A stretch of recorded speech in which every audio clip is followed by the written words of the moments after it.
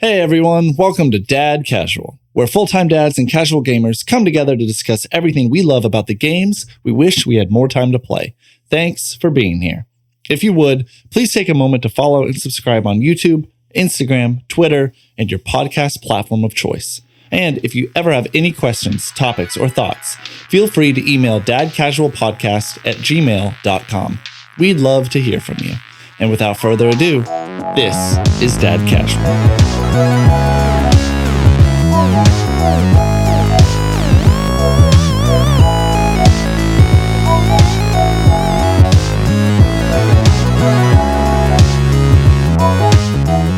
Hey guys, I'm back.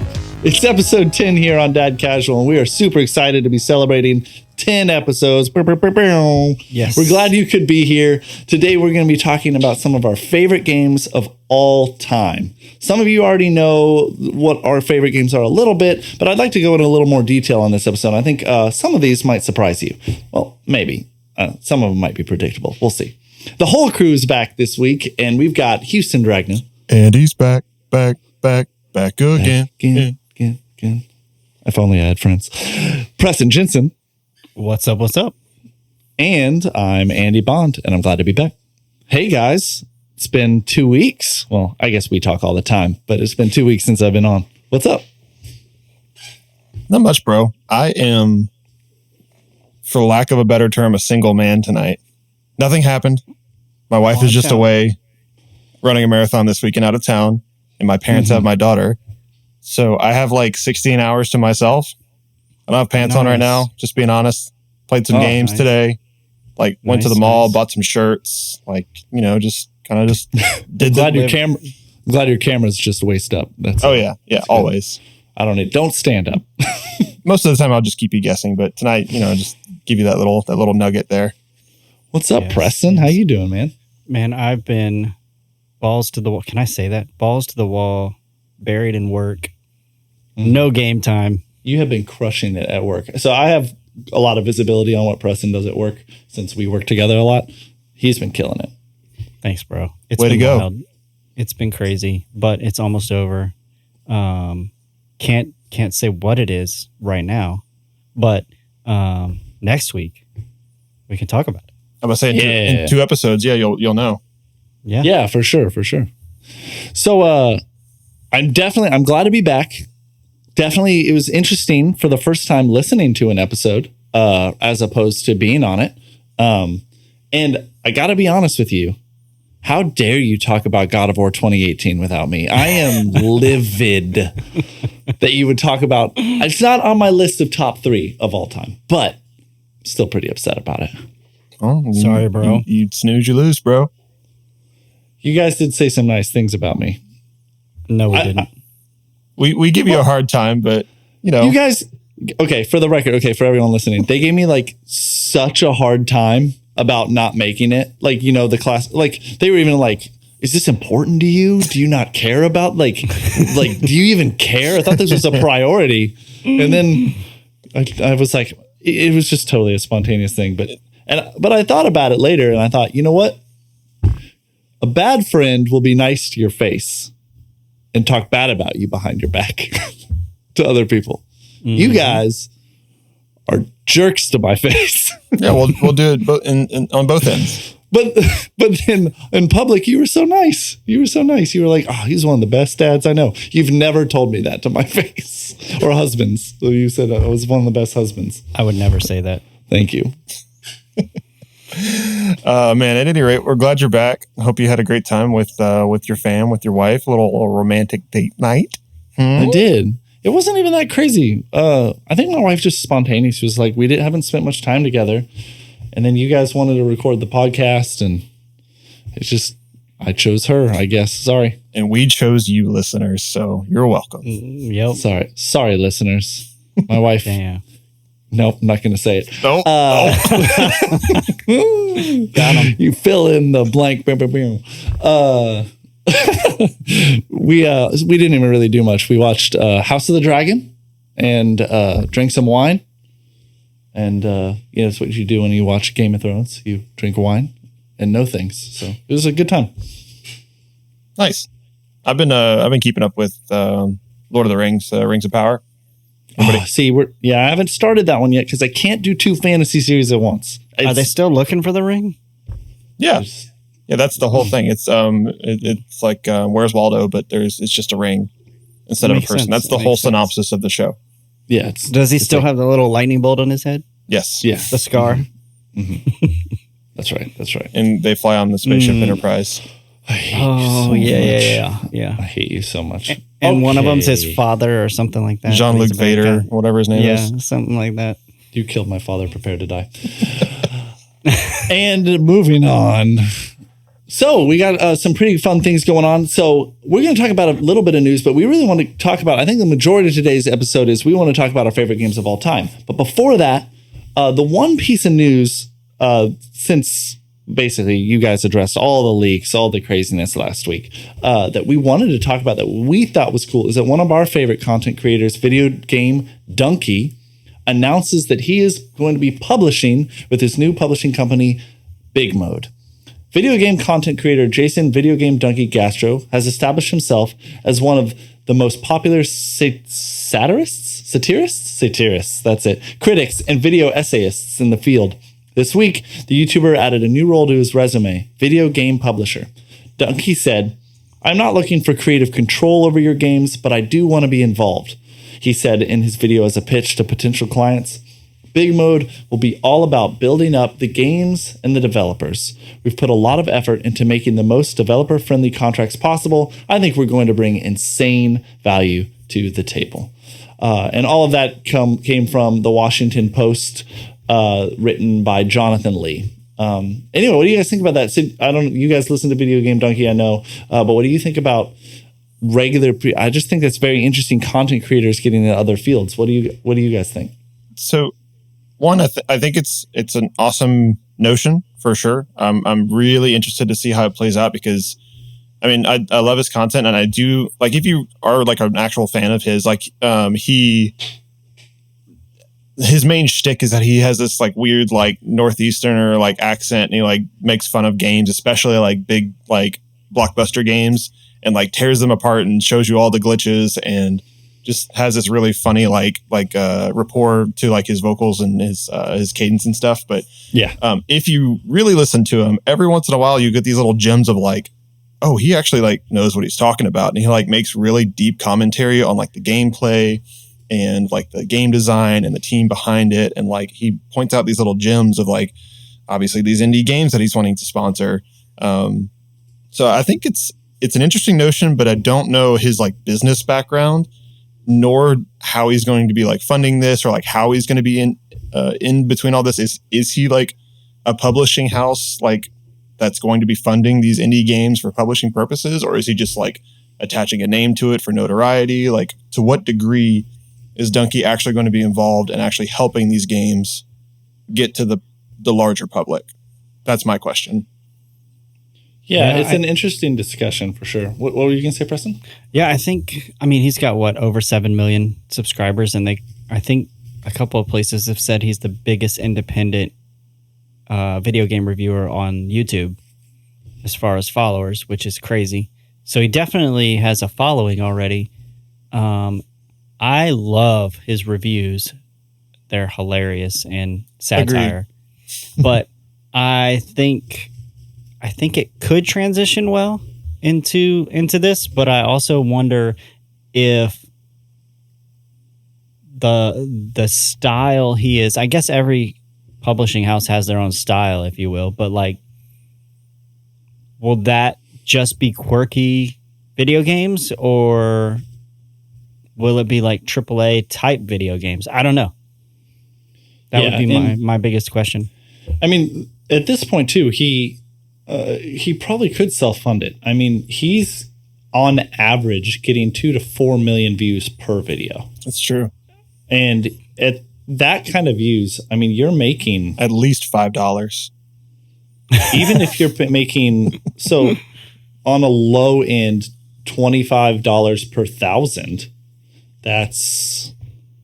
is that really the rate? So that per meal, which is per 1,000, you can make from like 20 to like $50, I think it's how, or I forget how it is. Maybe YouTube's less than that. That's more of like a rate that like a sponsor would pay, but he has sponsors. So like if Raycon sponsors him, he could be making that much per 1,000. So he easily could be making north of a couple $1 million a year at least. It says the actual rates an advertiser pays varies usually between 10 cents and 30 cents per view, but averages at 18 cents. Okay, so let's just say it's 4 million. Yeah. $18 per 1,000 ad views. Times 0.18. He's making, that's $720,000 per million views. That's his average. If a 4 million view count video times 18 cents. Gotcha. Okay. Yeah, that's a chunk of change right there. Per video. Now, what's fair is he's not a daily poster. He's not putting out like 30 videos a month. He's putting out 8 videos a month, if that. Yeah.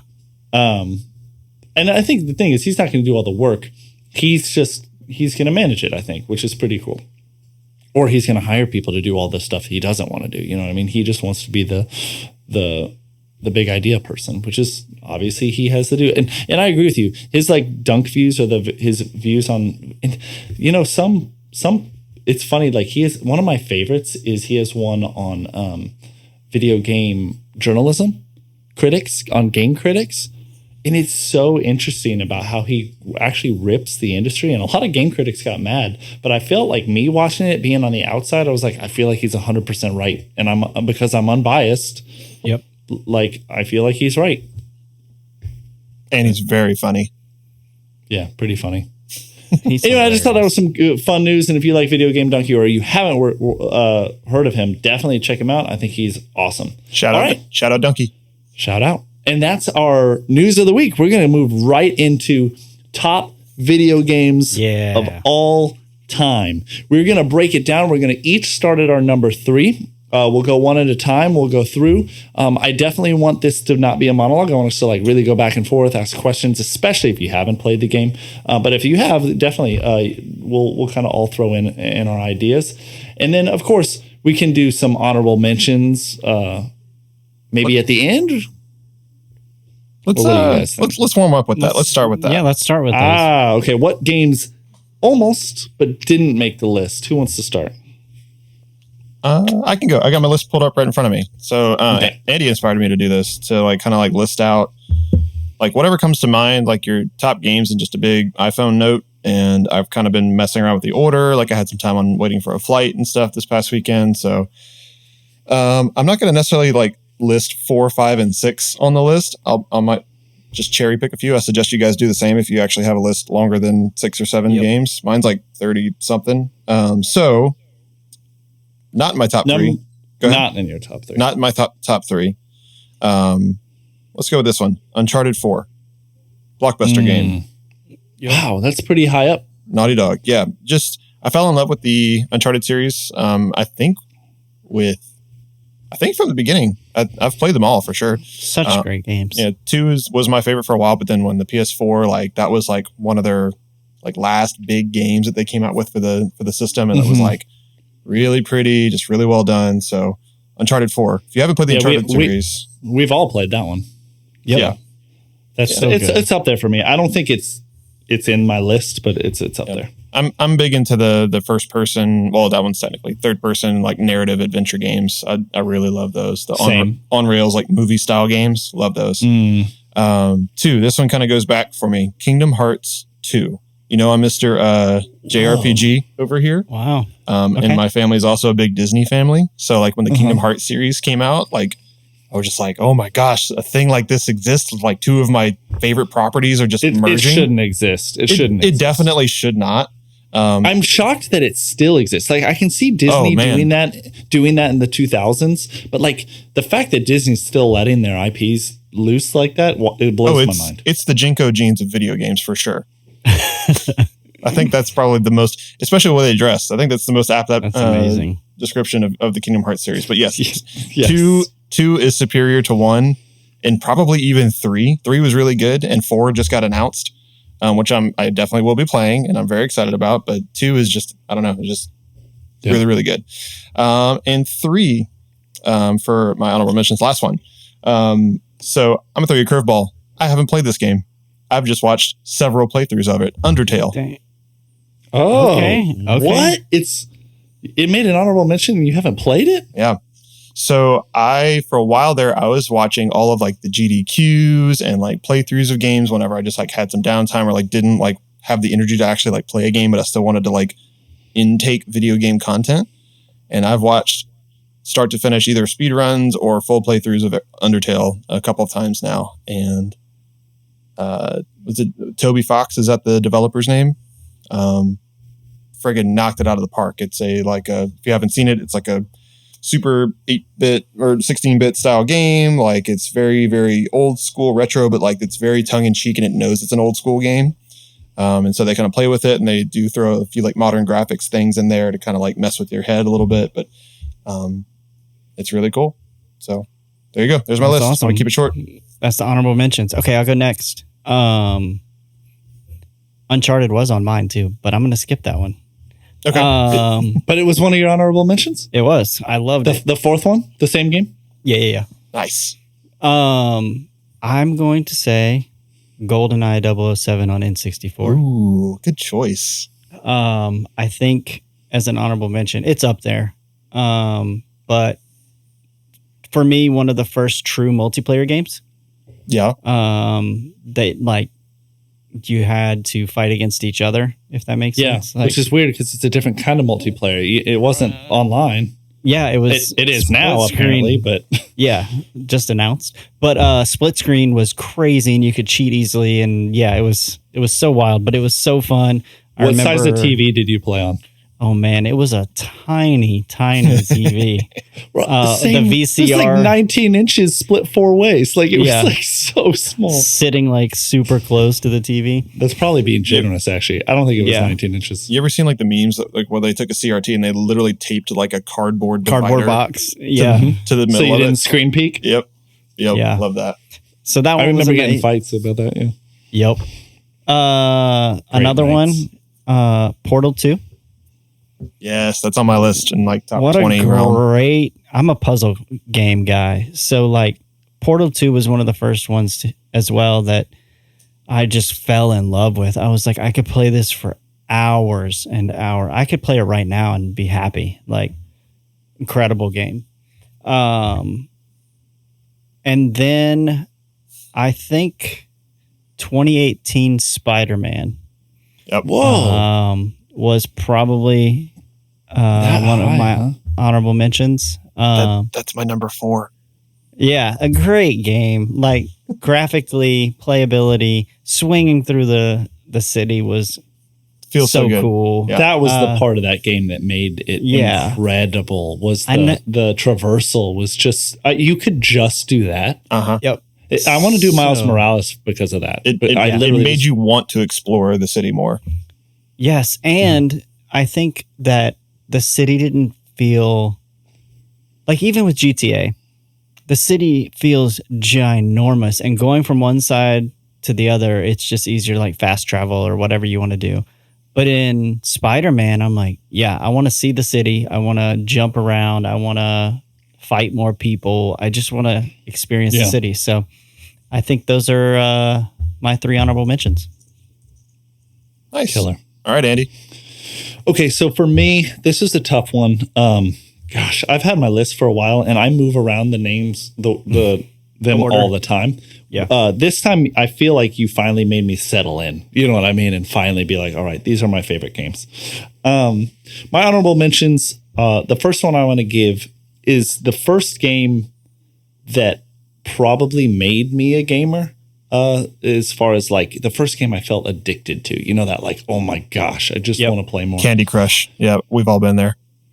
Banjo-Kazooie. Such a good one. I know that's like, if Banjo-Kazooie to me was like the dark horse to Mario 64. Yeah. Like Mario 64 was the one that like everyone else played, but I didn't play Mario 64 until I was almost in college. Like I was like a senior, like I was like, I should play this game. And I love Mario 64. It's still way, way up there. It's one of the best 3D Mario games, and maybe Mario games in general. But there's just something magical about Banjo-Kazooie and just they went too hard for like a game that didn't need to go that hard. Like it just went, it went wild, and it breaks my heart that like there was a sequel. I like the original better, and the sequel was good. There just hasn't been since, because Rare, it's just become something else, and I don't know. There's just something magical about it, and I loved how I remember specifically in the last level, TikTok clock. So every level you could become an animal, and I remember it was the first game where I like could fly, because I became a bee and I would just fly. I would just fly around. I was a kid, and I just thought flying in a game and having free open world feeling was incredible. That game is top tier as far as 3D platformers go. There's just Great It's game. one of the best ever. My second honorable mention, I wanted to shout out. Man, I got to talk about League of Legends, man. Yeah. I can hear the groans across the internet, but deep down, I still love it. As much as it has problems, and sometimes it feels like the development is a cash grab, or is like the balancing is all over the place. I guess I'm just not that good to notice. Like, I just have fun. I like playing. Yeah. And it will probably forever. It still is my like, hey, I want to play a multiplayer game. Got to be up there, man. I'm thinking about it now. I've been playing that game since sophomore year in college. That's what I'm saying. Which was like '08. It's like we say we're frustrated by it. It's like Fortnite, man. It's like it just has that replayability aspect about it, and it's just so fun. And I could go on into more detail about what League of Legends is, but I'm not. If you want to know what it is, look it up. It's in the MOBA genre, Most which is popular esport in the world. That genre of gaming, I think, is. Yeah. But you can look what that up is too. I don't need to go into detail about what a MOBA is, but it's just, I still love it. And now they have the mobile version, Wild Rift, and I love it. I think I play it more than I play regular League. So shout out to Jared who wants me to get it. It's just so accessible. We're so sorry, Jared. We're so sorry. The games are like 15 minutes long. I got 15 minutes. I can do that, Yeah. And then the last one I wanted to give, it saddens me it doesn't make the list. It used to be a top 3, and it is no longer. Star Wars Knights of the Old Republic. Star Wars Knights of the Old Republic is one of the best stories in video games. And but deep down, as I was looking at my list, I moved it back because it's not my favorite mechanics in a game.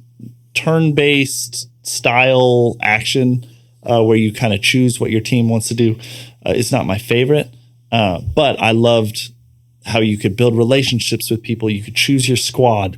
And then you could invest time in your squad and choose the people you bring on missions. And then if you did that, you'd gain a relationship with that person. You'd get to know them over time. And every playthrough was a little bit different.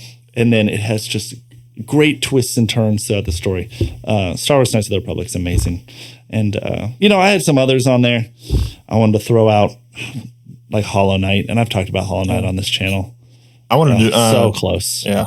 I wanted to shout out almost made it. Pokemon. Pokemon Silver specifically was like my OG. So that's another big sentimental one for me.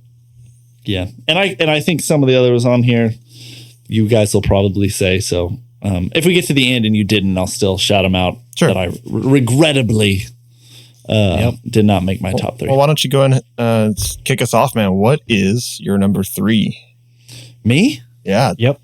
Okay. My number 3 favorite game of all time is the original BioShock. Wow. Okay. So that is not what I would have expected. Same. So I don't honestly talk about it because I literally haven't played it since 2009. Dang. I think is when I played it.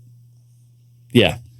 Incredible game. So the basic premise of the game, and it sinks your teeth in so quickly, is that and it's cinematic too in a way like Uncharted is, but it's a shooter. So you're flying in an airplane and the airplane crashes and you watch all of that, and there's a lighthouse and you go into this lighthouse and there's this elevator and you go down into the depths of the sea to this city called Rapture. And the premise is that this man named Andrew Ryan created this undersea utopia where he invited the most brilliant minds of the world to live, and his whole ideology There you go. was that most people are leeches on the greatest minds of society. And the greatest minds of society, if they could seclude themselves from the rest of the world, they could create a utopia if it weren't for the leeches of the normal people. And so the most brilliant minds, the richest people, the creators, you think of like the Elon Musks of the world, like they were the only ones allowed to go. And his thought was that the rest of the world would literally die because the great minds are no longer there. The people, the providers. And it's, if you know Ayn Rand, it's her books, The Fountainhead, Atlas Shrugged,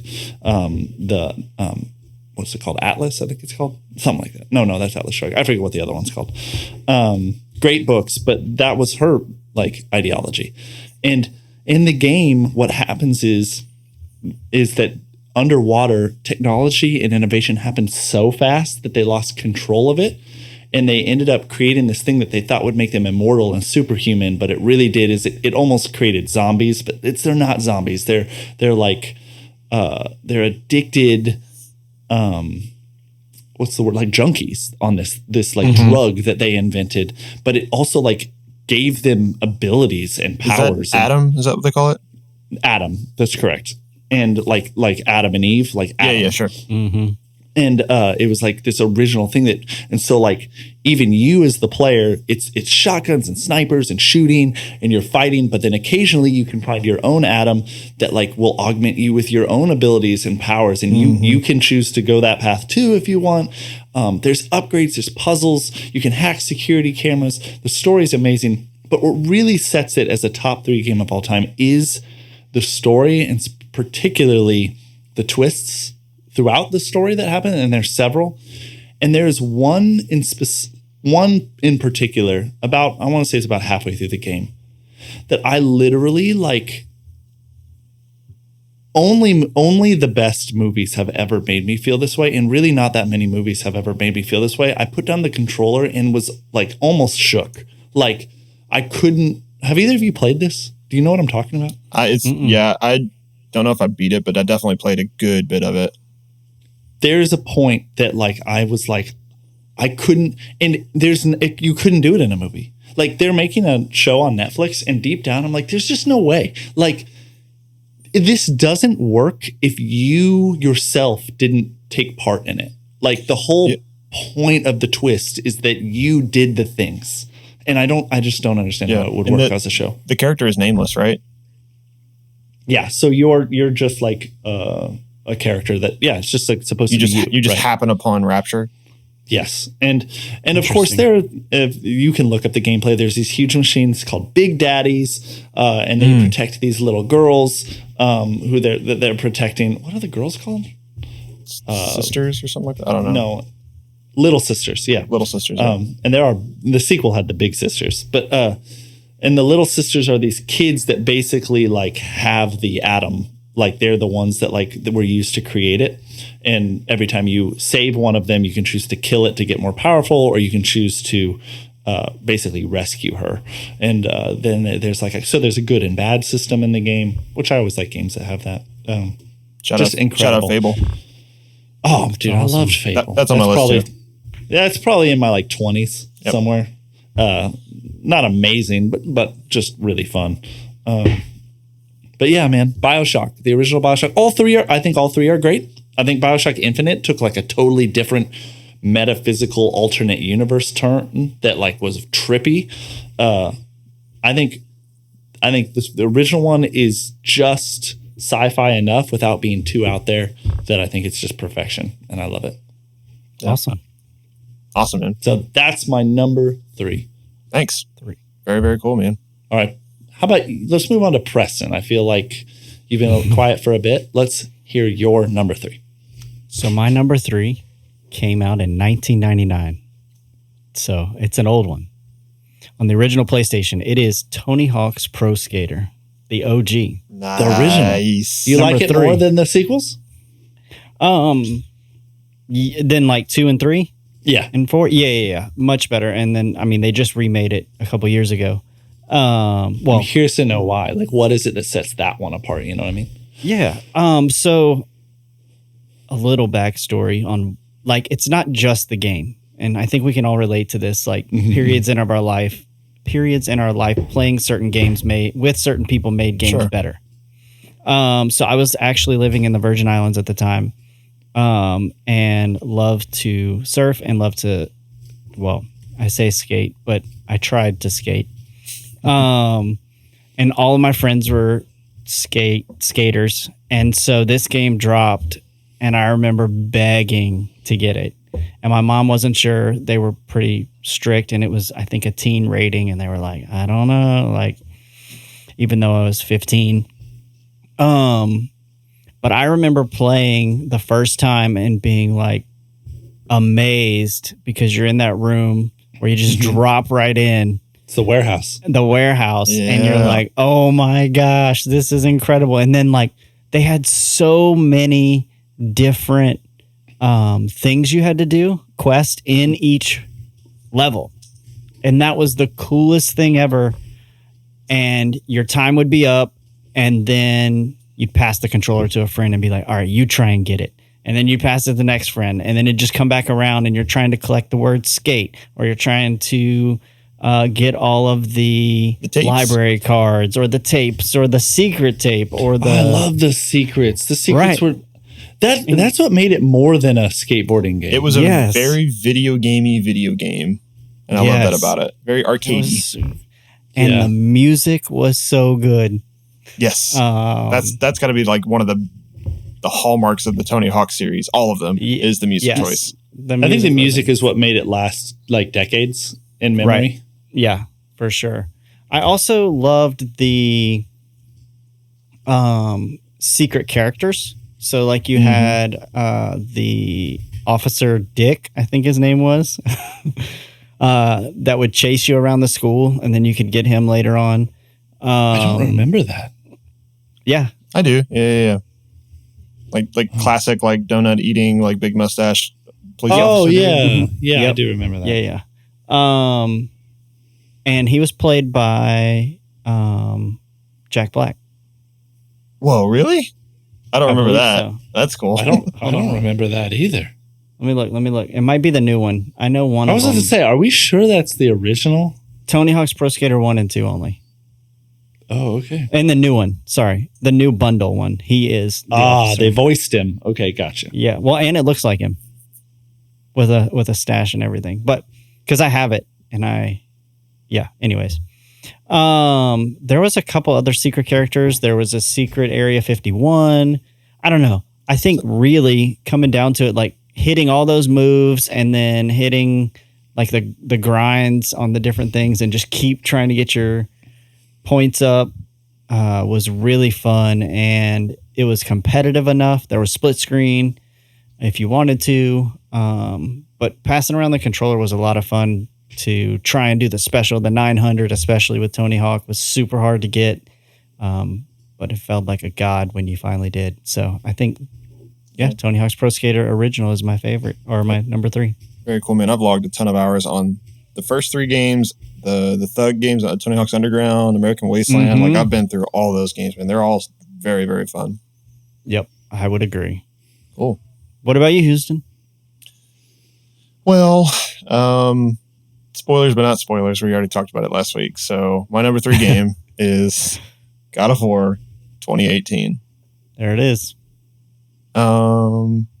Nice. I said everything I needed to say about it last week. Andy, what are your thoughts? Let's give you a chance, because you were because I wasn't here. So butthurt about not being able to talk about it. So it was one of mine. I was expecting you to say I didn't want to bring up an honorable mentions. So it definitely is up there. It is my most anticipated game this year.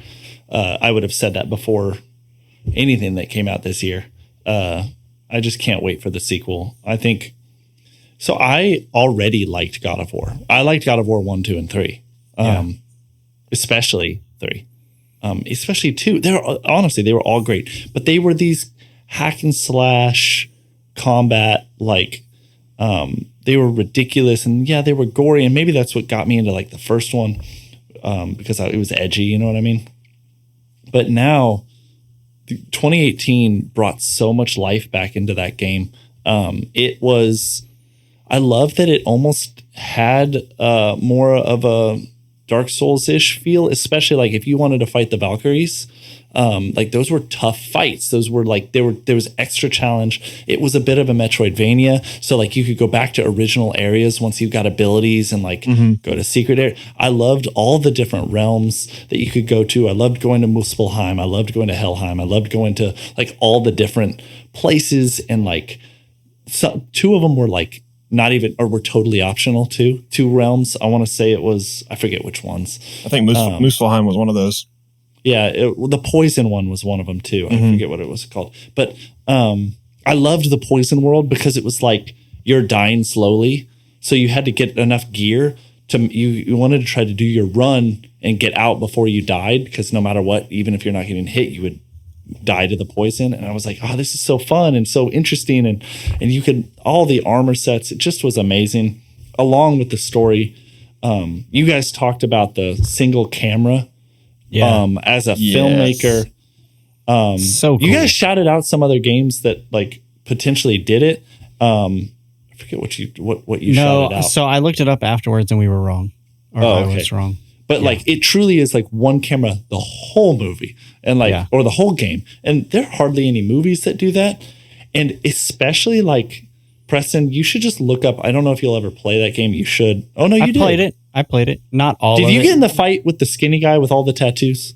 Yes. So that fight, if you aren't paying attention, is one camera move the whole time. And like until you're like that was pointed out to me. I was like, no, it wasn't. And I watched a replay of it and I was like, holy crap. How did I not even realize it's so seamless and so amazing. And just visually, it's so colorful and vibrant. Yep, it is. It's just, I can't wait. It is amazing. Yeah, Ragnarok looks like even more so, more vibrant, more diverse, more rich, more colorful. Like and it might have the single game, my favorite single game mechanic ever, and that's recalling the axe. You press triangle, and that thing, and your controller would vibrate when it hit your hand. And if you like. Sometimes if you do like chuck, pull, and pull it back and then chuck it again and pull it back, and like doing that feels really good, like repeat throws. And I love that you could throw it, punch, and then pull it back, bro. I love they added melee. There's twists. I mean, I could go on about it forever. It's like as close as you can get to being like the MCU's like Thor without being Thor. Yep. And in Ragnarok, they showed Thor's in it. Like, oh man. Yep. Bro, if there's a moment where you get to wield Mjolnir and it's a different way to fight, oh, that'd be so cool. Yeah. It feels like a no-brainer. I think, I'm with you there. It seems like low-hanging fruit. Like they gotta go for it. Even if it's like the biggest, like hardest thing you have to do, like as like a bonus action in the game, like it's like you beat all the Valkyries and then you can wield Mjolnir. Like that's worth it. I wonder if I doubt the Valkyries will be in it. Well, no, because spoilers, you killed them all, right? Oh, it was an optional kill them all, but yeah. Yeah, the super bosses. Anyway, so there you go. I mean, that's me talking a little extra on this episode because I was absent last episode. Yeah, all good. How about I kick off number 2 then? Do it. Okay. So I can actually talk about a game. Go. Ghost of Tsushima. Number 2. Of course. Makes sense. I gotta play it. Makes sense. Sucker Punch Games, PS4 exclusive, Ghost of Tsushima. It is the story of this like clan member from feudal Japan on the island of Tsushima, which is off the coast of Japan, and it is a samurai sim, for lack of a better term, in the best way possible. So it has a lot of similar mechanics to God of War. It's like maybe like a Souls light. It's not quite as difficult, but there are some challenging points. So I will say that compared to Souls, if we're going to go that route, since I've been playing a little bit of Elden Ring, there are parts of it in the combat that are harder. So like it's more timing based, which I think is really cool. Like there's no like, there's not the same like you can dodge, roll, or jump to get iframes kind of like mechanic, not in the same exact way. So that's really cool. So like you actually have to parry. You have to get these like timings on these duels, right? There's these really cool parts where like you go to this special area and you see like a bunch of these colorful flowers in a circle or something like that. And there's like a single Ronin like waiting there for you. And then you can challenge him to a duel. And if you beat the duel, you get like cool items or whatever, like you get his armor. But it is a open world game, and it's another one of those that like just encourages you to explore. The story is really, really good. So it's about the Mongol invasion of the island of Tsushima. So this is like Genghis Khan's like progeny coming after you, which is super cool. So it's actually historical. Like this is rooted in some loosely history? based on historical fact. Yes, I believe so. Cool. I think it's like the 1600s, if I'm not mistaken. That's probably wrong, but yeah, it has to do with, I think it's Genghis Khan's nephew or great nephew or something like that. It's actually been a little bit since I've beaten. I'm forgetting like a few of the details, but it's a gorgeous game to begin with. It's probably one of the most beautiful games ever made, period. Like, and I'll put that against anything. Like, resolution wise, it's like very, very sharp, very clean. And that's one thing, but that's obvious. It's the artistic choices that they made. Like you can play a flute to make it like sunny and like summertime at any point in the game. Depending on what area you're in, the weather changes like instantly and dramatically. There is this mechanic where you can see the wind and you can play like, this thing, I think it's either a button or like the flute's for the sun, and then you can hit this button and then the wind rushes around you and you can see the pathways of the wind, and that tells you where your next checkpoint is.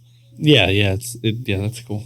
There's so many like tiny little details about like how he like sheaths his sword, and like when you're running on a horse through tall grass, you can like he will automatically like brush his hands against the tall grass to feel it and like appreciate the earth and stuff. And so there's all of this minute detail and attention to detail that that just takes it to the next level, I think.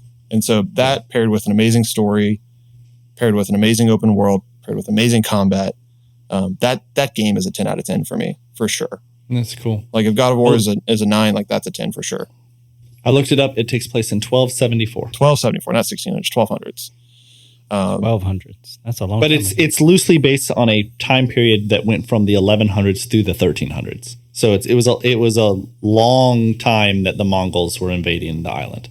Gotcha. Like literally, it was an occupation. 150 years is what is of invasions. And so you were a victim of one of those invasions of your clan, and so they kill off a lot of your clan. I think your dad dies and stuff, and you are fighting with your uncle to kind of beat the Mongols. And that's the whole point of the game, is to beat this grandson or great nephew of Genghis Khan. And so the reason it's called Ghost of Tsushima is because you're like and I totally skipped over this, you're like the proto ninja.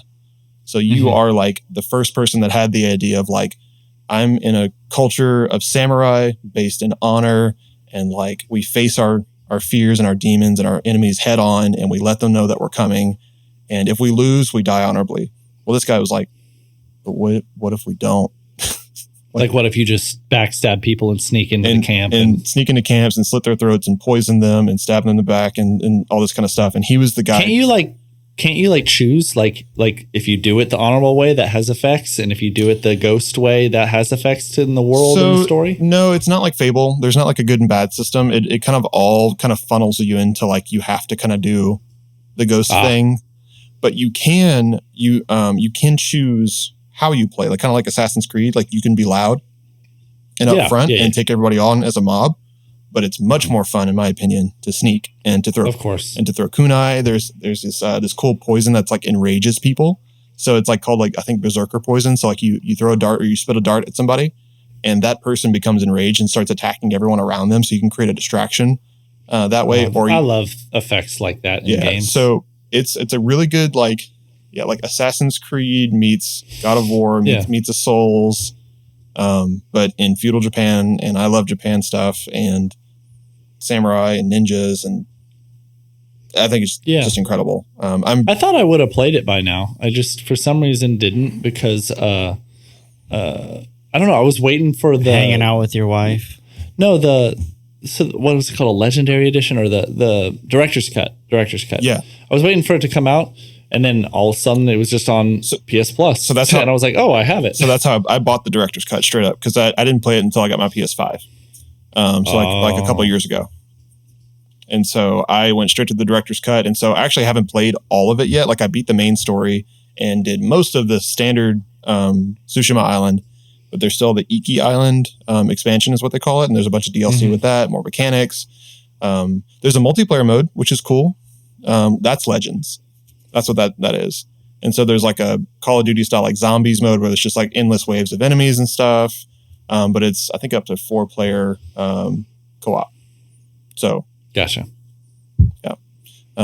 Amazing game. You should definitely play it. And it's a long game. I think it took me like close to 50 hours to 60 hours to like get where I'm at. And so I don't think there's like a rush to like, okay, like I have to set aside like 10 hours and like just like beat it like start to finish. Cause like you literally can't mainline it in like less than 30 hours, I don't think. Dang. Gotcha. All right. Man, you've convinced me. Maybe that's a winter holiday game to play. Yep. All right, Preston. What is your number 2? Number two. Mario Maker 2. Nice. Oh my gosh. It's number 2? It's number 2. Oh no. Sensing a theme with Preston here. What's the thing? Preston, The games that mean the most to you based on the point in life that you were at. I can see that between therapy? both of those games. Yeah. But go on. Therapy now. Yes, my son being born and getting the game right around the same time does have some memories attached to it. But I will say the main reason I love Mario Maker 2 is it's a new damn game every time I pick it up. Yeah, that's cool. There's no cheat codes. And I know I say that. There's no walkthroughs. I'll put it that way. There's no way to know how to beat a level. There's no, like, because they're just coming out so many, like, there's so many levels. I'm going to look it up real quick. How many Mario Maker 2 levels It's got to be in the hundreds of thousands or millions. It's got to be 10 million. I would 10 million. Yeah, I was going to say tens of millions. So wait, that's 2020. That's in 2020. I bet I'd go 40 or 50 million probably. Yeah. 26 million in 2021. So yeah, just an exuberant amount of levels at different difficulties. Also, you have the horrible online system. Don't recommend that. But you have specific creators that you can follow. You have puzzle Mario Maker levels. You have troll Mario Maker levels. Like all of these things you can do. Yeah. The game has never been old to me, even after my son is 3 years and some change, and I still love picking it up almost every night. Every time I've ever played Mario Maker, I get this vibe though that it's like they don't feel like levels created in the style of traditional Mario games, though. They feel like these like they're almost like they're so overcomplicated. You get what I'm trying to say? They can be, yeah. Like, and I'm always like, even like, and I'm like, it always feels like the wild levels as opposed to like, I love just playing, I don't know, regular 2D Mario games. You know what I mean? Yeah. They don't ever feel that insane and like, but I get the appeal. It's just, I don't know. It's never been my thing. So yeah, I think go ahead. I was going to say, you can do super worlds too, which is pretty cool. So not only levels, but you can do worlds created by that's specific creators. So if you were like, Incredible. yeah, I like how this creator did this specific level, they may have a world, which is really cool. And it's in the all of the worlds are in the theme they're in Super Mario World. Oh, nice. That's a cool throwback. But when you go into the level, then it's whatever they chose. They can be whatever. That's cool. Yeah. So, I don't know. People have gotten so creative with it. I feel like it's Sims-like in that way. Like you can kind of make it however you want. It's a simulation game. So 2 questions for you. Yeah. Have you made your own world yet? Or your own level, even a level? No, I don't care about that. It's interesting that some people like swing one way or the other. Yeah. Some people are all about, they love the game for the creation, and some people love the game for the playing the creations. Like, yeah. The troll levels, I love to watch YouTubers play, but I get too frustrated playing them myself. Even I like that. But I love playing puzzle levels. Nice. Love it. So, and second question real quick. Have you played Little Big Planet, any of them? Because it follows a lot of the same meta. Yeah, so I think on the PlayStation 3. I think that was the first one, yeah. Yeah, I think I played it on there. Yeah. They're on pretty PS cool game. Plus. They're fun. I like those games. Yeah, they're fun. I keep waiting for the Sackboy's Big Adventure to come to PS Plus because I feel like that'd be a fun one to co-op together. I didn't know it was co-op. That's cool. You can play up to 4 players. Ooh. So it's like a Super Mario 3D Land? Yes. Nice. Just like that. Yeah. Yeah. I like that universe as well. Yeah, me too. So that's my number 2. Very cool. Killer. All right. So we only got about 10 minutes to all talk about our number ones, which is kind of tight. We can push it a little bit. We had a short episode last week. And I didn't talk about my number 2. Oh my gosh. Oh my gosh. Dang. No, yeah. All right. Sorry, guys. This is going to go long. What's your number 2, Andy? Okay, so my number 2, and this one, I don't like putting recent games. I don't normally like saying that a recent game is this high on the list. But I've let it sit, and it's been a long time. But I love Elden Ring. I think it is genuinely worth being number 2. So shocking. I thought that was going to be number 1 for sure. No, I do think it didn't quite top my favorite game of all time. It was very close. And when I get to number 1, I'll get into the why. But my quick, man, I know this year, for listeners out there, you might be like, I've heard enough people rave about Elden Ring. It is the best open role-playing experience, in my opinion, of almost any game I've ever played. The fact that, like, there's no picking, there are picking classes at the beginning, right? You kind of pick like a shell of a class.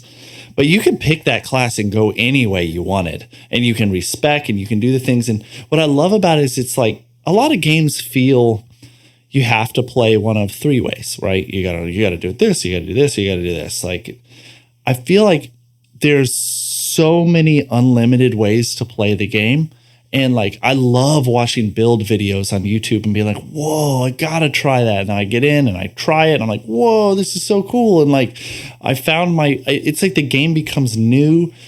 Every weapon has its own unique ability, but then you can start to reassign the unique abilities from other weapons on weapons you have. And so now that weapon does something unique for you now. You got a spear that can do a cyclone move. So it has extended range. And you're like, whoa, this is cool. Like, it's just incredible. And as far as the open world, there's just no open world like it.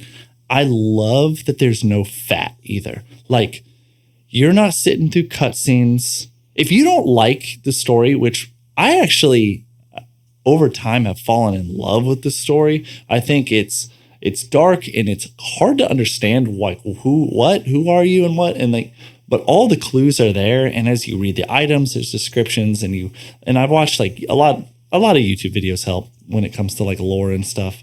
But I love it. I think there's almost no game like it. I don't think there is.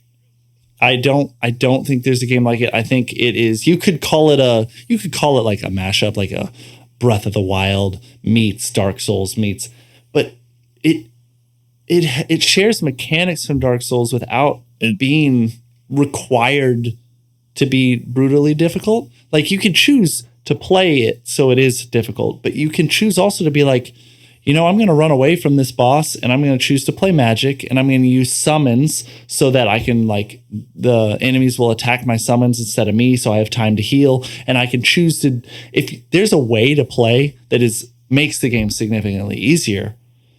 And then, or you could be like, nope, I'm wielding a big sword and I'm running at the bad guys. And like you better be good at dodging or parrying or something, like, or a mix.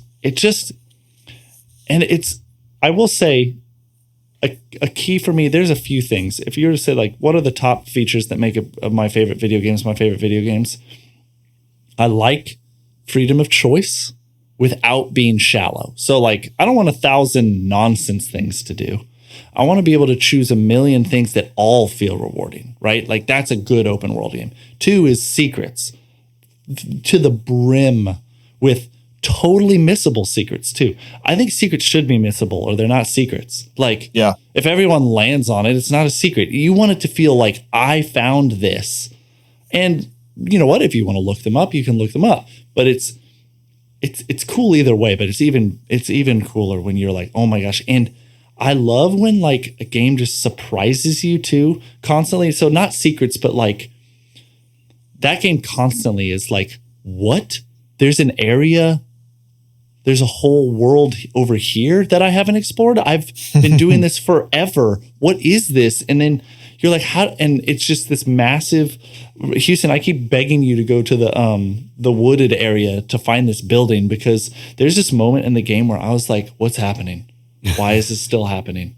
What is going on? And then I like walked into an area and I was underleveled for it, but it was so amazing to me that I like persevered and I still like, I'm like, man, I beat that at underleveled. Like, that's pretty cool. Like, it makes me feel cool. And like, nice.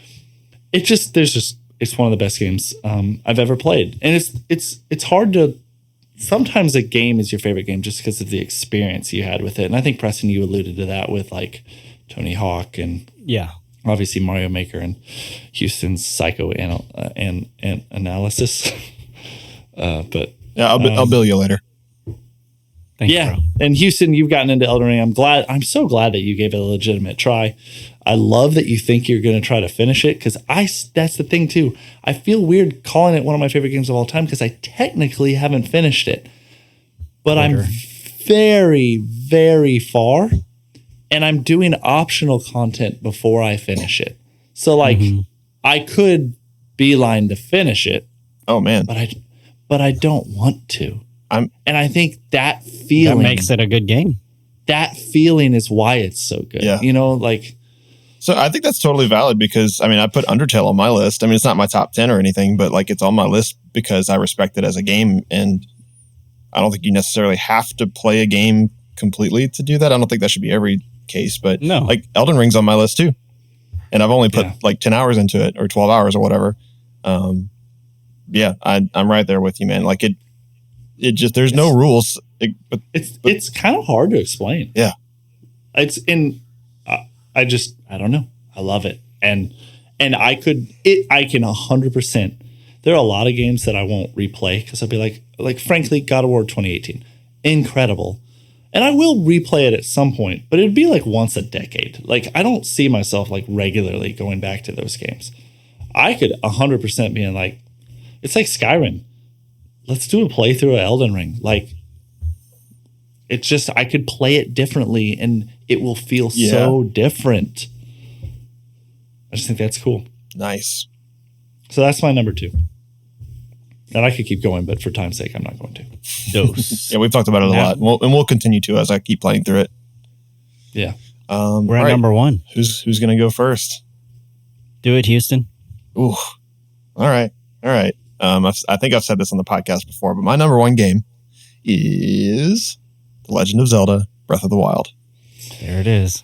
Beautiful game. Yep. It cannot be beat. That's nonsense. But man, there's so many people that agree with me, and I'm not saying that because I just want to agree with people. Like I've beaten the main line of the game 3 times, and have probably put 150, 200 hours into it total. Yeah. Which is a lot for me. I know that's like, I mean, I've actually played more hours on like other games in like high school and stuff, but I don't really know what there is to say about it that hasn't been said in a bunch of other publications other than it kind of follows that same thing with Elden Ring. It just lets you go. You can do. Yeah, I love that. You walk out of the main area and it doesn't tell you what to do. It gives you hints. What's that? That frustrated me. I was like, I don't know what the hell I'm doing. But I didn't play Zelda either. Like you would before hate that. Elden Ring then. It's even worse with that.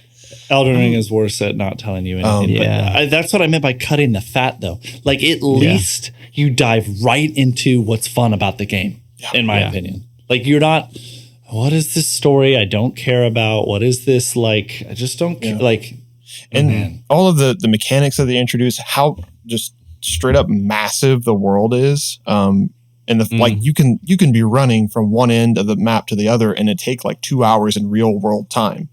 Like that's how big that game is. Jeez. So one of the coolest things I've actually heard another podcast talk about this recently, the hero tracking mode on it, where it's like you go into the map view and then it draws a line, like a neon blue line of every place in the map that you've been, and you can do it in real time. You can speed it up and you can make it happen in like 3 seconds. But you're like, okay, like I've put 200 hours into this game. How far have I been? And then it's like, there's 50% of the map still uncovered, or still covered. And I was like, well, how did I miss that? I've been over there, but I didn't see that one thing. And so it's just the secrets that remain secrets are called the Koroks, and like, you don't have to get all the shrines. You don't even have to beat all the bosses. You can just go to the main boss and just win the game that way. Like you can literally run in 45 minutes from the beginning of the game to the end of the game and beat the main boss if you're good enough and play it Souls-like with no armor. And that's what's cool about it. It's just, there's no rules. If you think it can be done, it probably can be done with all the mechanics, like the magnet tool and the bombs and the glider and the shield, stasis, the shield surfing, all of the various weapons, wind, and then temperature, cold, hot, electricity, food, all the elemental aspects. Like if you're like, hey, that's water, I bet electricity will do something. It does it. Yep. Hey, that's fire. I bet you if I like. So one of the I think we're on the same. It's like you can like light the grass on fire, create an updraft in the grass on the air, jump and hop on your glider and glide on the updraft, and then glide to somewhere that you wouldn't be able to otherwise reach. Like that kind of mechanic. I've watched people like take a platform or a raft, tether like rope to each corner, and then like they made basically a balloon out of the I forget that. The Octorok? They're like, they made balloons, put something on the raft to make it heavy, floated it, pushed it with the wind, and then popped the balloon over an enemy, and it like crushed the enemy. And I was like, what? Like, what? That's ridiculous. Yeah. I remember even just a tiny thing, like I was in the volcano region, and the ground is really, really super hot. But if you wear like certain armor, or there's certain things you can do that it doesn't hurt you, I realized I didn't need to make fires. I could just drop the meat on the ground and it would cook, and then I could eat it. And I was like, oh yeah, it's a volcano. It's hot. Like just little things. Yeah. Yeah. It's so cool. Yeah. Endless secrets, like and Preston, this isn't giving away too much, but the mazes, like when you find those. Yeah. Mazes are cool. Oh, man, those are like the wildest thing about, like one of the wildest things about that game. And I love that every shrine is like a different kind of challenge. So like some shrines are combat. Some shrines are like just a straight up mind puzzle. Some of them are like a combination, it's just, some of them are like a mechanical, like it's not fighting or a puzzle. It's like a feat of skill. Like, can you jump like these gaps, and can you, there's a lot going on from almost like a Mario Maker feel, but not, no one's creating them. I appreciate also that it's one difficulty mode. It's like, and there's no like changing the settings. You just play the game as it's designed to be played, which I really, really like. Like I appreciate, and when there is an option, I'll probably actually dumb it down a little bit. Like I'll pick the easier modes just because I like to just experience the story in the game. But with Breath of the Wild, it's actually kind of hard. Like the controls are not super intuitive compared to like other fighting and swordplay games. There is definitely a difficulty depending on like what you're fighting. Like I remember the only enemies that actually gave me like actual struggle, it's up until the end of the game. The ancient things that with the lasers still the Guardians. Like yes, you're like, oh bro, like those, the Lionels, and then the major, the Lionels. Oh my god, and the major feats of strength robots. I feel like I always nailed those, but the Lionels, bro. The Guardian, once you know how to beat the Guardians, they're a lot of fun because they drop a lot of like rare stuff. Yeah, and a big key to that is learning. Yeah, I don't want to give spoilers or what, but like there's things you can do with shields. There's things you can do. Like, so with the Guardian, I'll wrap up out of this. Like one of the things, like when we were talking about the arrow, the archer guy in Elden Ring, how like it scared me and I started like giggling because it was like so unexpected. that's the exact same reaction I got when I first ran into the Guardians. I'm like, what the crap is this thing? And it starts shooting a laser out of its eye. Like, Yeah. And you have nothing to Spoiler. defend yourself with. Sorry, Preston, if you haven't even gotten Just that far. kidding. That's pretty early in the game. It's shocking the first couple times. Literally. It's so fun though, man. Yeah. I love that. And that same thing happens 24 times in Elden Ring.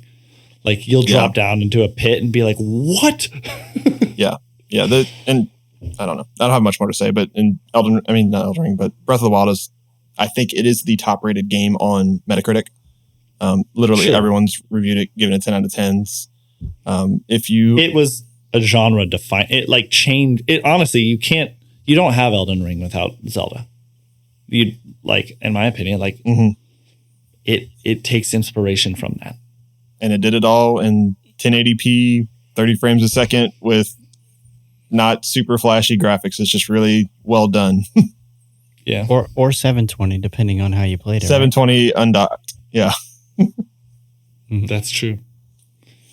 Oh man. All right. Can't wait for that sequel. Oh man. Yeah, that one just got announced. May next year. Tears of the Kingdom. Can't wait. One of those. Tear us a new kingdom. You know what I'm There we saying? go. All right, Preston, you're next. What is your number one game of all time? I think I've spoke of it plenty. My number one game of all time, as of now, is Grand Theft Auto. I knew it had to be that. I just was surprised that it passed Mario. Wait. Which one? The first one? Five. Okay. Sorry. Yeah. There Grand we go. Theft Auto 5. The top down. It's like, wait. No, that was one of the first computer games I played, though, for real. Sure. Yeah, I remember that.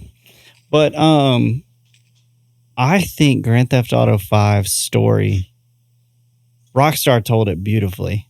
And beautifully, I mean, like, it was It was well told. it was well told is a better way to say that. It wasn't beautiful.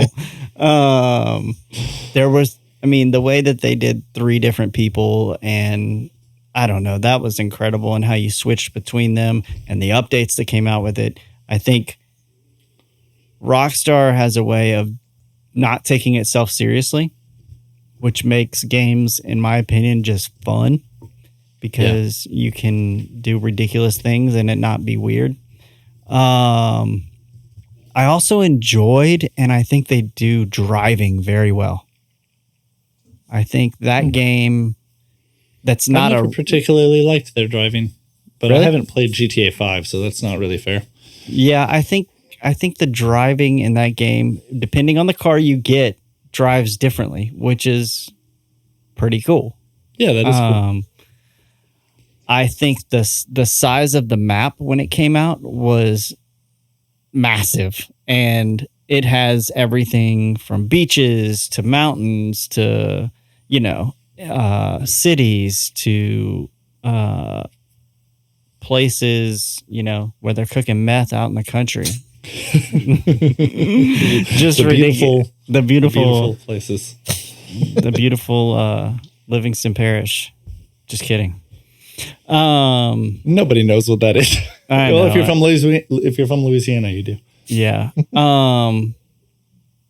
And I think the casting they do for these games is bar none. I think they nail casting most of the time. It's just perfect. And the music is good. All of the music. There's so much music in these games. I'm not surprised. Probably real music too. Yeah, it is. So, Yeah, and it also birthed GTA Online, right? Like that came out because of Yeah. 5. because of 5. So, and that's just endless fun as well. Yeah, it's its own thing, but it's also the same thing. Yeah, and I normally enjoy playing online. This actually, and this is going to be weird, I enjoyed the story mode more than anything versus online. They had the best missions, I think, and I wanted to do them. I didn't feel like it was a job necessarily. Like, all right, got to get through this to be able to get to the next part to beat the game. It was like I was immersed in it. And like full immersion, I think makes any game great. Like if you're able to feel like like we talked about Spider-Man being able to really fly through the city, same type of thing. Being able to do that. And then I think having planes that was a big deal. Like being able to fly planes, be able to go in the water. Like this was it was across the PS3, the PS4, and the PS5. And I bought it every time. Grand Theft Auto 3, I didn't play 5, but I played 3 and 4.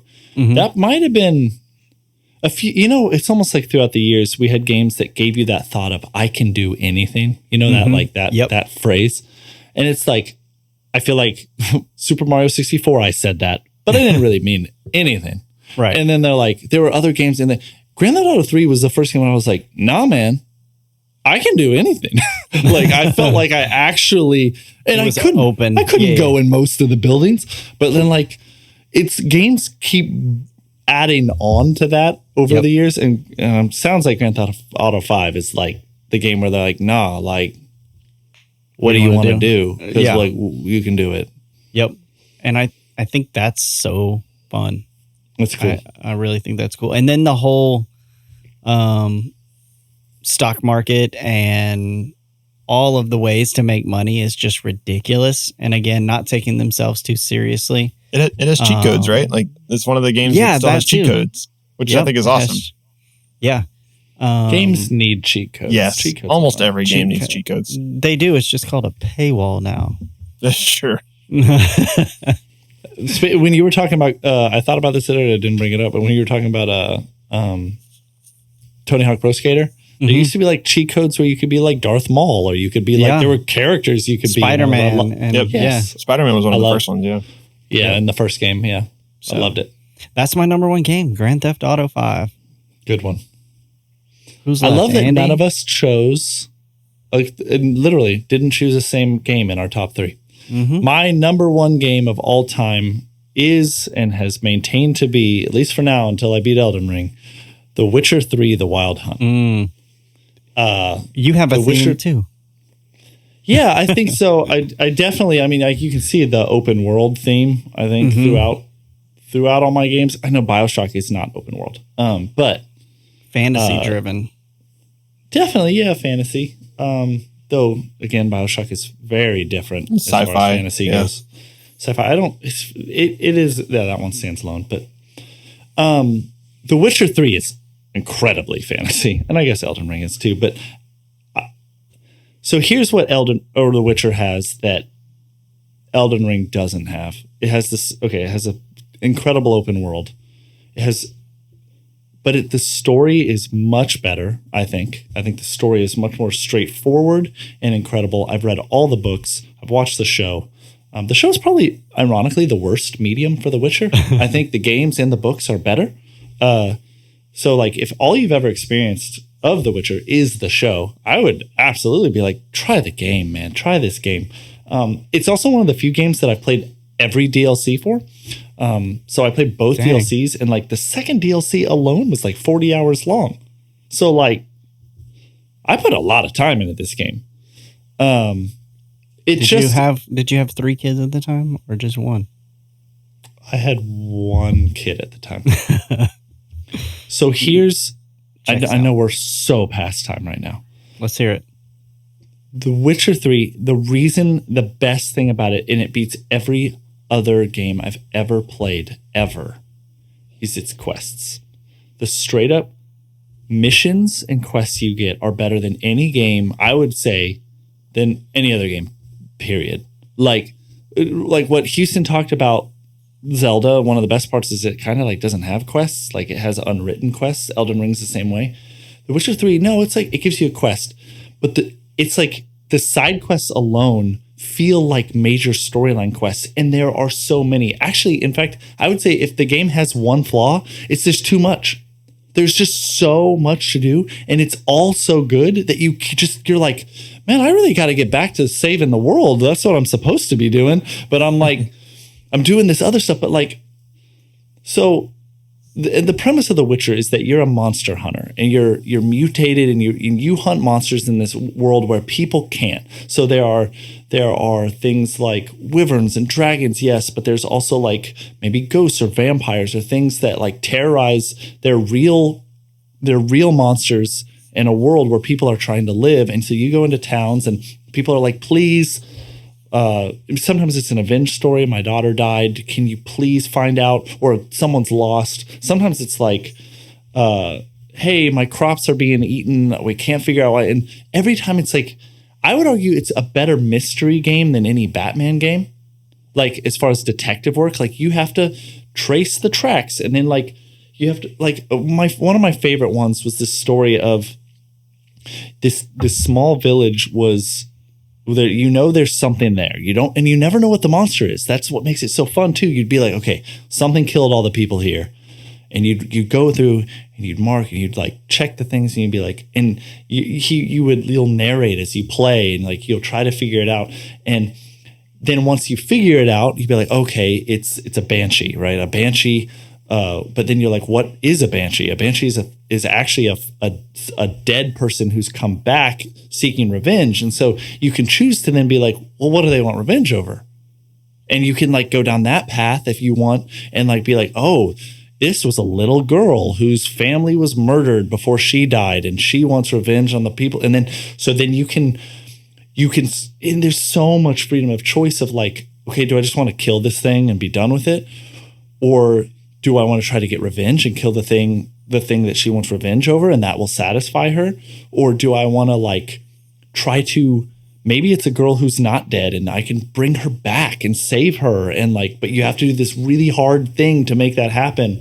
And then also there's like every monster you then can be like, well, I'm going to go look up things about this monster. And then you can be like, oh, they're weak to this. Sure. They're strong to this. And you can do research and you can make plans and brew potions to make the quest easier. And then while you're looking for all those things, you discover more problems and more contracts and more quests. And it is the most real world. Like it feels lived in a way that just no other open world feels like. It just like it. I don't know, man. It's just incredible. It's incredible, and the storyline is great, and the main character is interesting because he's emotionless. I feel like he's a great character for you to play because you can make decisions for him since he doesn't have emotion himself. You the player have emotion, and so there are the most insane real world consequences to everything you do. You will do something, and later on in the game, you'll be like, all the things I've been doing have so many effects on the now that I don't know what the game would be like had I made different choices. Interesting. And like, it's just, there's no other game like it. CD Projekt Red, obviously, people trusted them off that game basically alone. They made a mistake. They made their mistakes on Cyberpunk. So I was going to say that like one of the things that people did actually like about Cyberpunk is the whole lived in thing. Like that world feels real from a little bit that I've played and from the reviews and from what I've seen. Like everything, like the details and like the bars to the restaurants to like the way The Witcher's the same way. The way people interact with one another, how like every action has a consequence, every response feels like genuine. Mm-hmm. And there's just so much icing on the cake in their games. Like there is a fully realized, very good card game in the game. And every time you go to a tavern or something, you can buy cards to add to your deck, and then you can play people to win their cards. But you lose, you can. Yes, and I loved it. I got to the point where I was like, there's a tournament for Gwent? Hell yes. Like, let's go. Like when we'd run and we'd play and I was like, I'm going to win. And I'd win. I'd get like a rare card and then I could add that to my deck. And like, it's just, I don't know, man. Nice. There was just so much going on. It truly stands alone as far as my number one. So I think there's a next gen re-release coming out this year, right? Yeah. And if you haven't played it, you should try it. I haven't. So do you like it, Andy? Do you like it, Andy? Yeah. Yeah. I do. Would you truly give it a 10 out of 10? So quick, all three of all yours? three of the games. Yeah. Oh, easily. Yeah. I don't think it's, first off, I would never say a 10 out of 10 means it's perfect. Mm-hmm. I think all three of my games had flaws. Yeah. Yeah. But they're all, I mean, what is a 10 out of 10 if my favorite games of all time aren't? I don't know what that is. So do you guys have any quick shout outs without talking about them before we wrap up? Anything that you guys thought about mentioning but didn't? Let's see real quick. I probably do have a couple more. Halo 3. Like some Halo 3. Oh, Halo 3. Or just Halo in general for me. Yeah. Super Smash Brothers. Yeah. League of Legends. I can't believe I didn't do Breath of the Wild. Like it's there. It's like number 4, number 5, but Final Fantasy, the whole series really. Final Fantasy 7 and 15 are my favorites. yeah. I would say The I would Last be- of Us. The Last of Us, yeah. that's like number 6 for me. That's such a good game. It was hard not to say The Last of Us 2. Yep. Yeah. Super Mario Brothers 3 was Yes. Super classic. Mario World. One Yep. of my favorites. Yeah. All So the Mario good. games. Odyssey for me is my favorite of the mainline Mario games. So Sunshine is mine. That's the highest on my list. Oh, Yeah. interesting. Love Sunshine. I honestly, there was this degree of like naming games I've played hours on, because not a lot of the Yeah. games I'd mentioned I haven't played the most hours on. You know what I mean? Same. So like World of Warcraft, man, and now I haven't played it for a decade, but it's like up there Yeah. in hours played. And I have memories in that game that I love. It just feels like those are gone though. I cannot live that again. Same. So I feel like I can't. Same for me in Guild Wars. I have hundreds of hours in Guild Wars. Yeah. Mario Kart 64 Yes. and Diddy Kong Racing. Great games. Way up there for me. Great games. StarCraft and Warcraft 3, but not the games, the custom game modes where you could play like Dota, like the original Dota, and all the custom games. Amazing. You I guys would have heard me say say- Hearthstone a dozen times. I play it every day, almost. Super Smash Brothers is not on my list at all. Hot take. Dang, I love that game. So I have such fond memories. It's the first one too. The first one is my favorite. The Yep. N64 one. Ugh. I think So 'cause I just many hours. suck at it. Super Smash Brothers has a place in my heart, man. It's up there. It- And believe it or not, man, I love Mario Party. Give me a Same. Mario Party night. Mario Party is fun. I do love The older ones are better. I agree. I kind of wanted to get the Mario Party All Stars that they put out that had like the best. That'd be a from the really old fun games. stream night for us. Oh, it would be so fun. Yes, Yeah. let's do that. Let's get together and we got to play it locally. Yeah, of course. All right, real quick. All right. I played a little bit of Elden Ring. I beat Castle Morn. I got my first legendary weapon. I played Yo. 20 minutes of John Wick Hex. I don't love it. Okay. That's my quick reviews. Oh, That's fair. Interesting. I haven't played anything. It's a tactics John Wick Hex. It's a very unconventional tactics game, and I feel like it's missing a lot of polish. I'll put it that way. Yeah. I could see that. Cool.